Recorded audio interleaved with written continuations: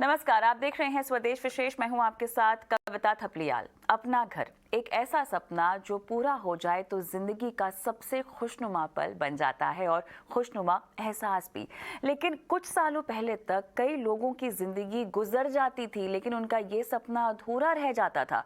लेकिन कोरोना के बाद अचानक लोगों ने इस सपने की ओर दौड़ लगानी शुरू कर दी है। यही वजह है कि छोटे शहरों के लोगों ने घर के लिए लोन लेना शुरू कर दिया है। आखिर लोगों का ये कदम कितना सही है, कितना रिस्की है, क्या वजह है कि ऐसी अचानक से छोटे शहरों में खासकर महिलाओं में घर बनाने का जो जुनून है वो तेजी से आगे बढ़ रहा है। इसी मुद्दे पर हम अपने एक्सपर्ट्स के साथ आगे चलकर बात करेंगे, लेकिन चलिए शुरुआत करते हैं इस खास रिपोर्ट के साथ।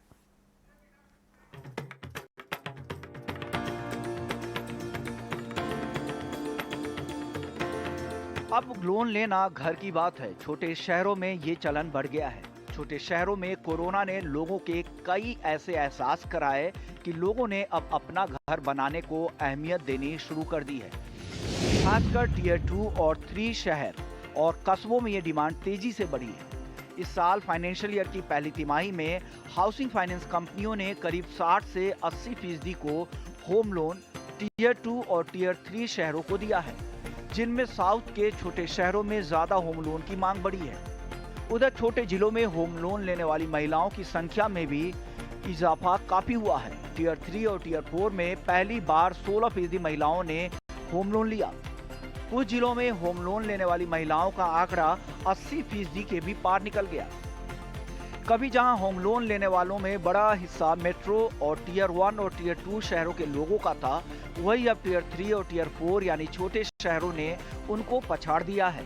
वहीं सरकार की स्वामी योजना भी इस डिमांड के लिए काफी असरदार रही। एक्सपर्ट्स की माने तो कोरोना के बाद आए हाइब्रिड वर्किंग मॉडल, एमएसएमई और छोटे कारोबार के बढ़ने के चलते लोगों को अपने घर की ज्यादा जरूरत महसूस हो रही है और उस दौरान होम लोन की दरों में हुई बेहद कमी की वजह से लोगों का घर का सपना सस्ता हो गया। एक रिपोर्ट के मुताबिक कुल कर्ज में होम लोन की हिस्सेदारी मार्च 2020 में करीब 13% थी, जो जून 2022 में बढ़कर 14.5% तक पहुंच गई है। जबकि पर्सनल लोन और रिटेल लोन में भी घर कर्ज का हिस्सा 50% है। फिलहाल भारत का होम लोन बाजार 24 लाख करोड़ रुपए का है, जिसकी अगले 5 साल में बढ़कर 2 गुना होने की उम्मीद है। वही हाल ही में आरबीआई ने दरों में %0.5% की बढ़ोतरी की है, जिसके चलते एक बार फिर से होम लोन लेना महंगा हो गया है, जिसका फिर से होम लोन में काफी असर पड़ सकता है। ईटी नाउ स्वदेश।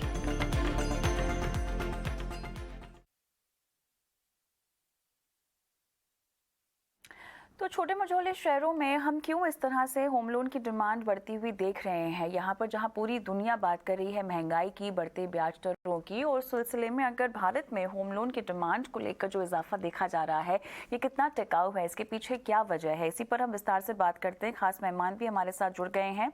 हमारे साथ है rectifycredit.com की फाउंडर डायरेक्टर अपर्णा रामचंद्रा, भारतीय अर्बन और बेस्ट सेलिंग ऑथर, साथ ही भारतीय अर्बन के CEO residential Ashwinder R Singh भी हमारे साथ जुड़ गए हैं, और साथ ही हमारे साथ जुड़ गए हैं chief financial planner Vishwajeet Parashar. आप तीनों का स्वागत है इस पेशकश में।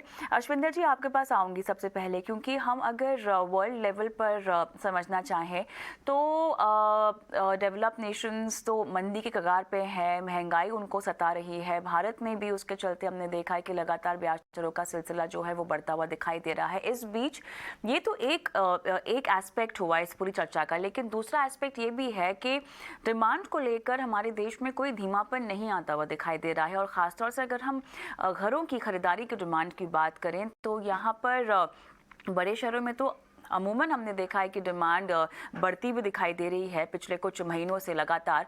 लेकिन अब जो रिपोर्ट सामने आ रही हैं उसमें साफ तौर से कहा गया है टियर 2 टियर 3 में इस तरह की डिमांड ने ज़्यादा, अगर हम बड़े शहरों की तुलना में देखें तो ज़्यादा यहाँ पर पेस दिखाई दे रही है।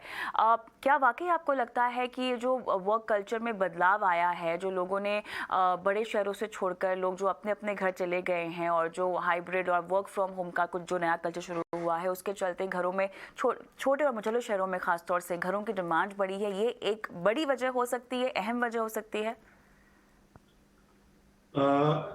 कविता, बिल्कुल ठीक कहा आपने।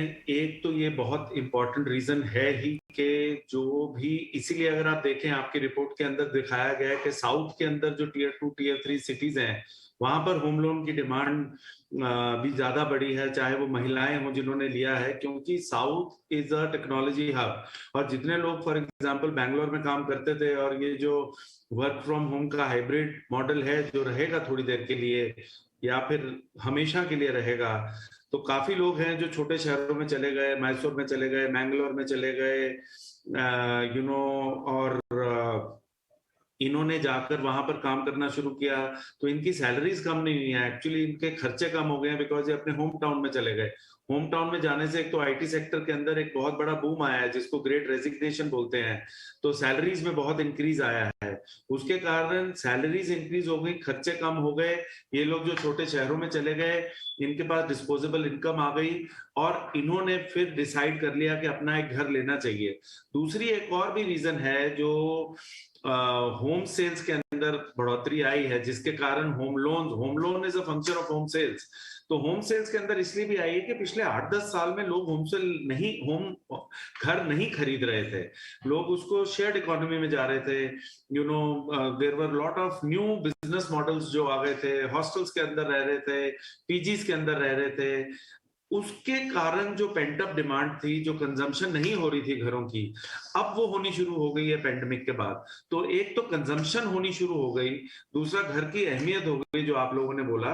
But because work from home के कारण जो हाइब्रिड मॉडल आया, और स्पेशली आईटी सेक्टर के अंदर सैलरीज इंक्रीज हुई हैं, तो जो आपका होम लोन इंटरेस्ट रेट बढ़ा है वो इतना नहीं बढ़ा है जितनी सैलरीज बढ़ गई हैं, तो उसके अंदर कॉम्पनसेशन हुई है। इसीलिए टीयर 2 टीयर 3 के अंदर भी होम लोन की डिमांड बढ़ गई है। सो ये मल्टीपल रीजंस हैं जिसके कारण ये ट्रेंड देखने को मिल रहा है।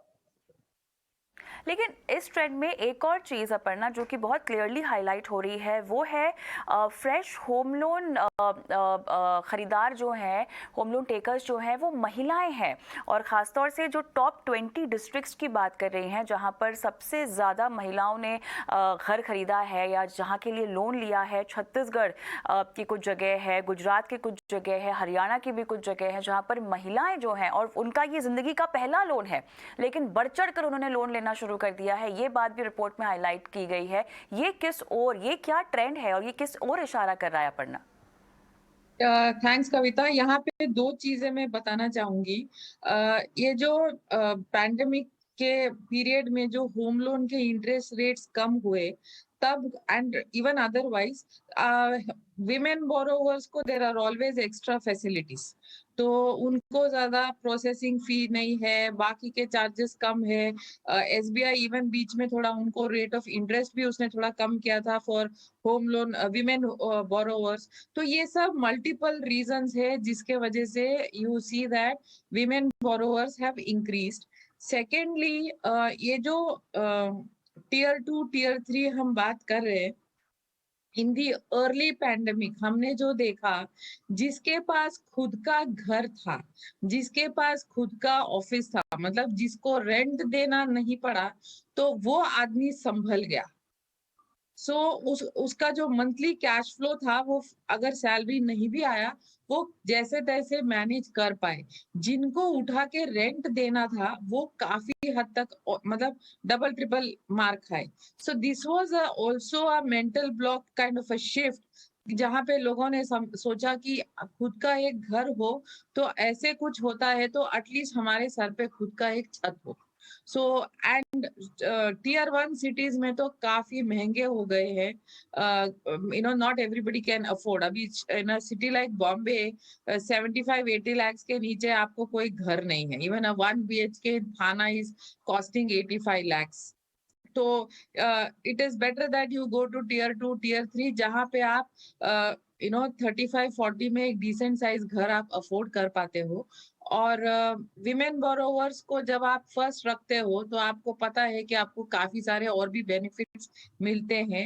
एंड थर्डली ये जो अफोर्डेबल हाउसिंग है, गवर्नमेंट के तहत जो थोड़े बहुत पॉलिसीज आई हैं, उसमें विमेन बोरोवर को और भी बेनिफिट था।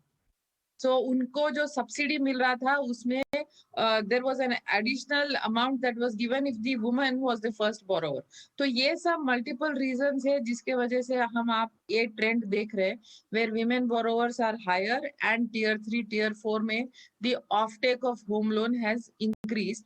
बट अभी with this increase in this home loan and ये जो ट्रेंड चल रहा है, मेरे ख्याल से ये और एक रिवीजन आने वाला है जहां पे रेट ऑफ इंटरेस्ट वापस बढ़ने वाला है। अगर आप देखेंगे परसों के रेट ऑफ इंटरेस्ट में लोन्स के इंटरेस्ट रेट बढ़े हैं, लेकिन डिपॉजिट का कॉरेस्पॉन्डिंगली बढ़ा नहीं है बिकॉज काफी लिक्विडिटी है सिस्टम में। तो हाँ। ये जो रिपीट इंक्रीज अगर आता है, तब ये एक सोचने वाली बात होगी कि ये कितने लोग ये लोन को सस्टेन कर पाएंगे। नहीं, वही एक बहुत बड़ा सवाल है क्योंकि अब तक हम जो इजाफा दे रहे हैं ब्याज दरों में, देखिए ये मामला शायद विश्वजीत जी हमको बेहतर समझा सके क्योंकि लोगों की जो फाइनेंशियल और कंजम्पशन की हैबिट्स है ना, वो पैंडेमिक के दौरान थोड़ी सी बदली है। लोगों ने पैसे बचाए भी हैं जिसको लेकर अब वो खर्च करना चाहते हैं और इसीलिए शायद घरों के बारे में सोच भी रहे हैं। लेकिन साथ ही एक सिनेरियो ये भी है कि बढ़ती ब्याज दरों के सिलसिले में हम इस चक्कर में ऑलरेडी अब आ चुके हैं और ये आने वाले वक्त में कुछ समय तक बढ़ती हुई ही दिखाई दे रही है। भले ही बहुत एग्रेसिव तरीके से ना बढ़ाई जाए, धीमे तरीके से बढ़ाई जाए, लेकिन बढ़ेंगी ये तो निश्चित है।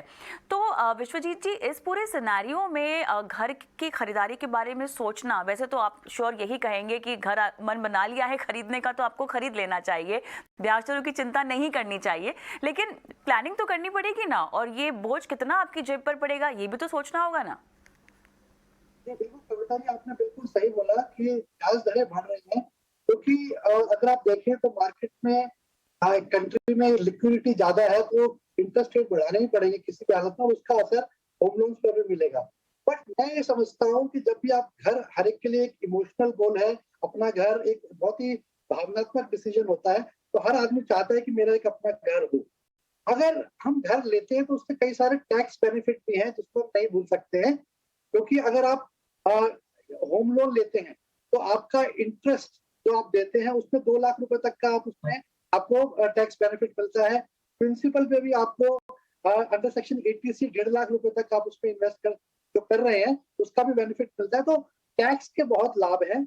और अगर आप देखें, अगर होम लोन एकमात्र ऐसा लोन है जिसको लेने में कुछ फायदे हैं। मैं पर्सनल लोन वगैरह की बात नहीं रिकमेंड करता, बट टैक्स की वजह से, सिर्फ एक टैक्स के एडवांटेज की वजह से होम लोन लेने में कोई बुराई नहीं है। और अपना घर एक भावनात्मक डिसीजन है तो बने दे सकते हैं। और थोड़ा बहुत जो ब्याज दर बढ़ रहा है वो अगर आप फ्लेक्सिबल होगा तो आगे चल के वो कम भी होगा।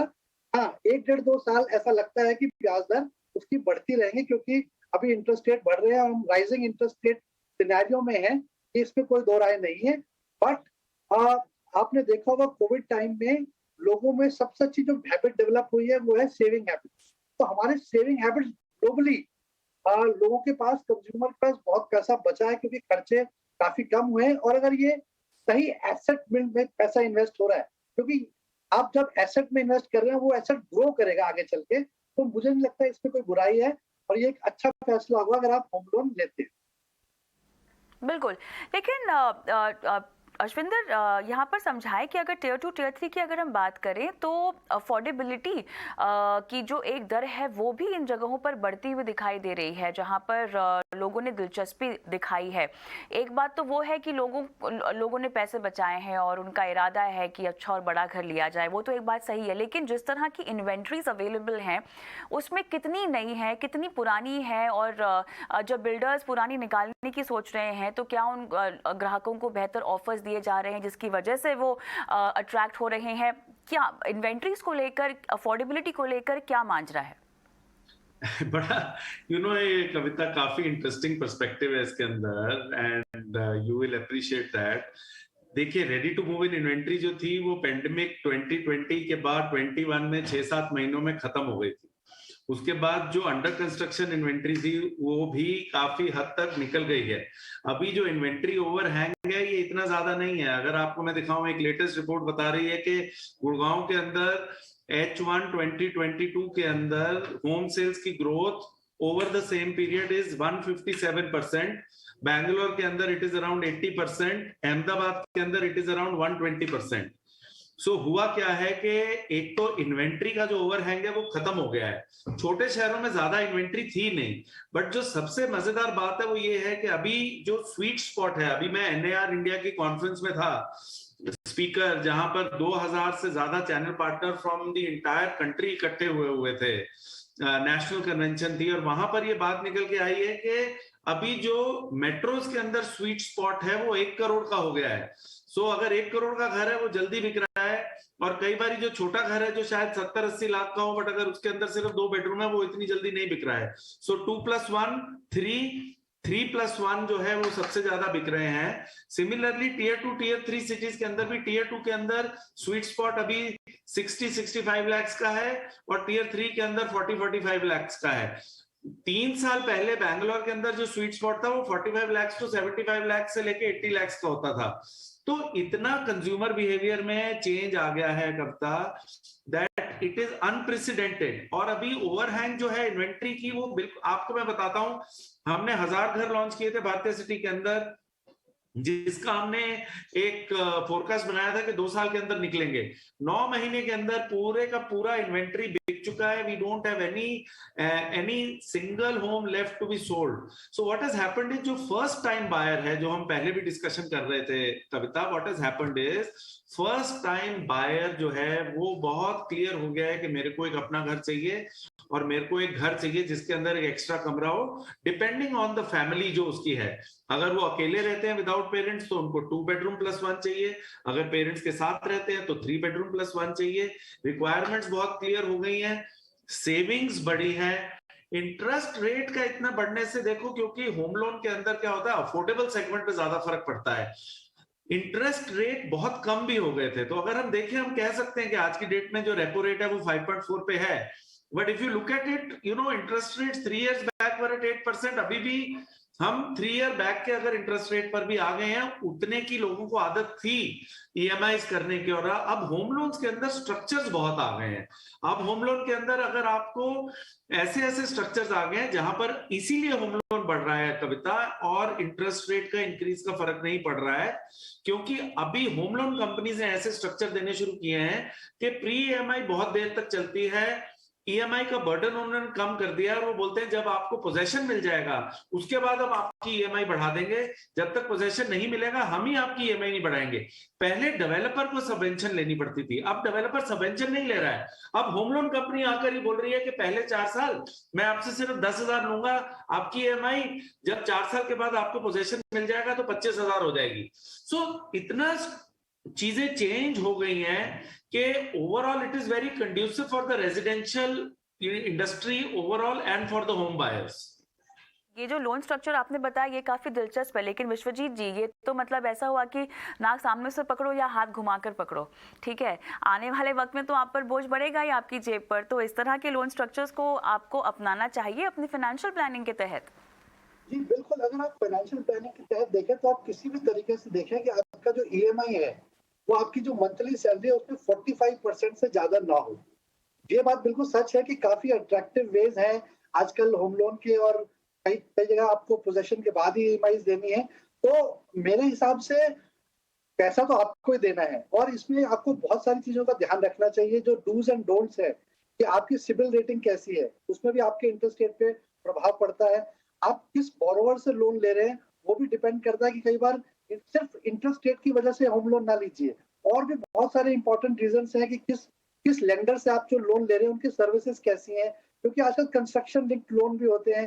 तो आप ही को कोऑर्डिनेट करना पड़ेगा बायर्स होम लोन से भी और उस बिल्डर से भी। तो ऐसे क्या क्या सर्विसेज जो लेंडर है वो प्रोवाइड कर रहे हैं उन सबका ध्यान रखना पड़ेगा, और 45% से आपकी ईएमआई ज्यादा ना हो, इस बात का पूरा आप ध्यान रखें, नहीं तो अदरवाइज आपके ऊपर, आपकी फाइनेंशियल लाइफ के ऊपर इम्पैक्ट पड़ सकता है। आपकी जो और गोल्स हैं, जैसे कि आपके बच्चों की एजुकेशन है या और रिटायरमेंट के गोल्स हैं, वो हिट हो सकते हैं। तो इसलिए कम से कम टेन्योर का गोल लें, इसमें ज्यादा से ज्यादा प्रिंसिपल रीपेमेंट करने की फ्लेक्सिबिलिटी हो कि जब भी आपकी लाइफ में प्रमोशन हो या कोई बोनस मिले तो आप अपना प्रिंसिपल रीपे कर पाए जल्दी से जल्दी, जिससे कि आपको लाभ हो। अदरवाइज अब किसी ऐसी गलती सिर्फ इंटरेस्ट रेट की वजह से अगर आपने गलत जगह से होम लोन ले लिया तो वो नुकसान हो सकता है। तो इन सब चीजों का ध्यान रखना पड़ेगा क्योंकि पैसा अल्टीमेटली आपकी जेब से ही जाने वाला है। तो अपर्णा, अब ऐसे में जो शुरुआत में अश्विंदर कह रहे थे कि जिस भी अमाउंट के घर स्वीट स्पॉट बन गए हैं, जो कीमतें उन्होंने मेंशन की हैं, अब इन कीमतों के लिए मतलब अब करोड़ का तो घर लेना बहुत ही आम बात लग रही है, जिस तरह से अब समझ में आ रहा है चर्चा में से। तो इस कीमत के लिए टिकट साइज कितना है लोन का, लोग कितना लोन ले रहे हैं, कितनी अपफ्रंट पेमेंट हो रही है, क्या इस तरह का कोई ट्रेंड आपके पास है? इसकी जानकारी आपके पास होगी? पहले से अभी क्या था, बीच में एक दौर चला था जहां पे बैंक्स यूज टू इंसिस्ट कि सिर्फ 80% का तक का ही अमाउंट का लोन मिलेगा, 20% आपको देना है। बट अब वो धीरे धीरे आके वो 90 और 10 हुआ है। एंड उसमें भी अभी with all this permutation combination वो कमिटमेंट मनी जो या डाउन पेमेंट जो कहते हैं वो काफी अब हद तक अभी कम हो गया है। And in some loans it has become non existent. But मेरा ये मानना है, आपको जैसे आपने कहा आज नहीं तो कल आप ही के जेब से ये पैसा जाने वाला है। अगर आप शुरू में अगर जैसे डिस्कशन में निकल के आया कि पैंडेमिक में लोगों ने सेव किया, लोगों के पास डिस्पोजेबल इनकम है इसलिए वो घर लेना चाहते हैं एंड ऑल ऑफ दैट, अगर यही ट्रेंड है एंड जो अभी हमको भी देखने को मिल रहा है, और सम पीपल आर शिफ्ट कर रहे कि जो उनका पहले छोटा घर था उसको बेच के उनको अभी बड़ा घर लेना, because lot of families want to come in and live together so that overall खर्चा जो है वो कम हो एज अ फैमिली यूनिट। तो इसमें एक है कि इनिशियली जो डाउन पेमेंट है, जितना आप अपने जेब से, जितना आप अपने सेविंग से दे सकते हो, उतना you are in a better negotiating situation. Secondly, अगर आपका your credit profile is good, आपका पेइंग कैपेसिटी ठीक है, आपके डॉक्यूमेंट्स बराबर है, तो आज आप बैंक्स के साथ उस रेट ऑफ इंटरेस्ट के ऊपर भी आप नेगोशिएट कर सकते हो एंड आगे जाके फिर आपको ये भरना बेटर होगा।